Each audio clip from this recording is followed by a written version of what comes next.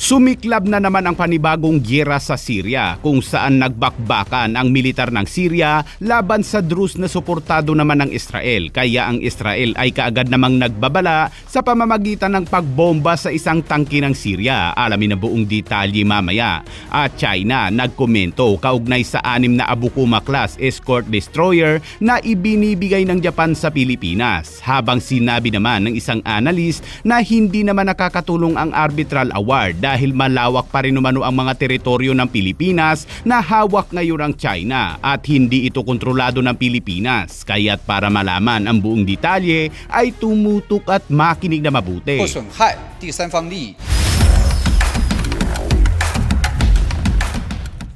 Sa unang pagkakataon ay nagkasagupa ang militar ni Giuliani na HTS laban sa mga Druze militia na suportado naman ng Israel at sa unang bakbakan ay nalagasan kaagad ang mga Druze dahil bukod sa kakaunti lang sila ay mas bihasa ang grupong HTS sa mga bakbakan. Base sa report, habang patuloy umano ang bakbakan ay mabilis namang dumating ang reinforce ng HTS, dala-dala umano ang kanilang high-powered na mga armas tulad ng mga tangke upang tugisin ng mga Druze. Ngunit walang kaalam-alam ang HTS na minomonitor ng IDF ang kanilang bakbakan, kaya't nang papalapit na umano ang mga reinforce ng HTS, ang Israel ay kaagad na umaksyon upang mapigilan ang labanan.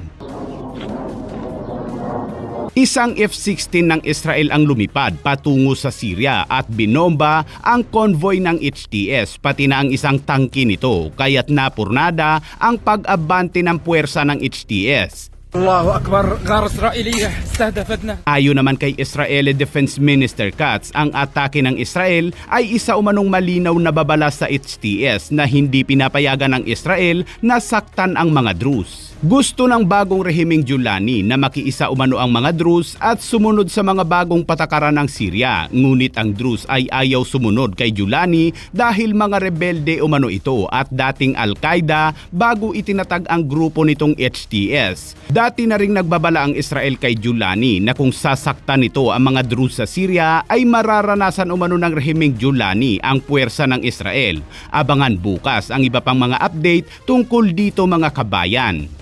At sa ibang balita naman, nang tanungin ang China na magkomento sa plano ng Japan na i-export ang 6 na Abukuma class escort destroyer sa Pilipinas na di umano ay para sa deterrence laban sa maritime expansion ng China, sinabi ni Jiang Bin, isang tagapagsalita ng Chinese Defense Ministry, na palagi umanong naninindigan ang China na ang pakikipagtulungan sa depensa at seguridad sa pagitan ng mga nauugnay na bansa ay hindi dapat mag-target o makapansala sa interes ng China.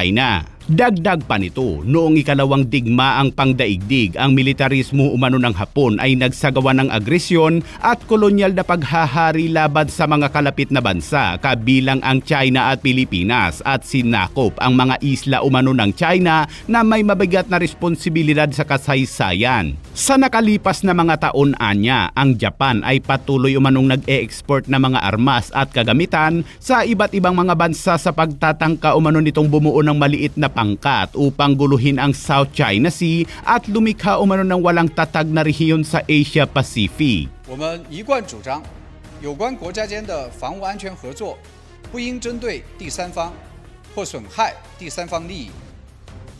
二战期间，日本军国主义对包括中国、菲律宾在内的周边国家进行侵略和殖民统治，侵占南海诸岛，负有严重历史罪责。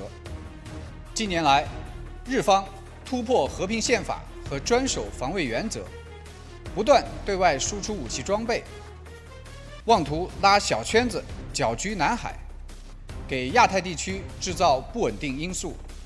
今年是中国人民抗日战争暨世界反法西斯战争胜利80周年，我们敦促日方深刻反省，汲取历史教训，在军事安全领域谨言慎行，多做有利于维护地区和平稳定的事。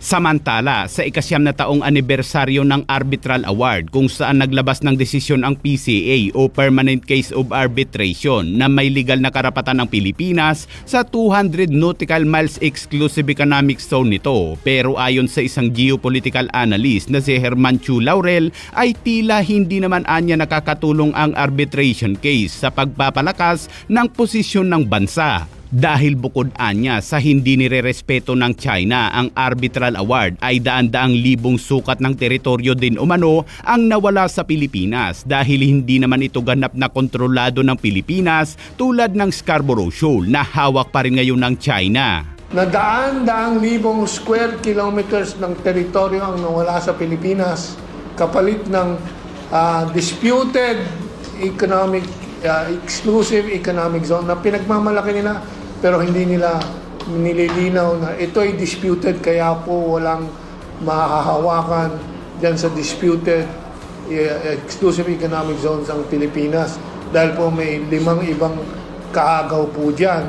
Now, yung territorial sea under the Treaty of Paris is 274,136 square nautical miles and under the RA 9522 lumit ng 32,106 square nautical miles. Anong kaibahan po ng territorial sea sa territorial exclusive economic zone?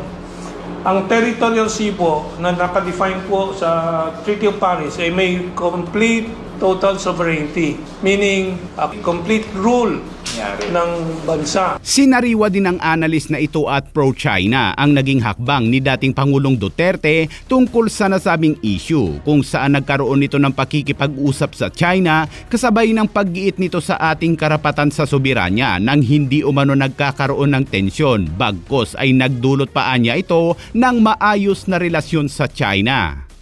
Na ang sinasabing Arbitral Award ay isang papel na dapat lamang ibasura.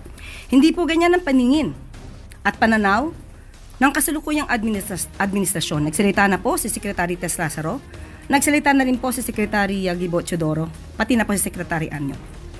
Isang tagumpay po na mapaalam sa buong mundo kung ano ang ipinaglalaban natin at kung ano ang para sa Pilipinas at para sa taong bayan. Muli, ang Pangulo hindi isusuko ang soberenya, ang karapatan ng bansa at ang taong bayan, kahit kanino pa man. Follow-up lang po, Yusek. What would the palace like to convey to the countries who continue to stand by the Philippines with regard to the issue on the WPS? Muli, tayo ay lahat Pilipino.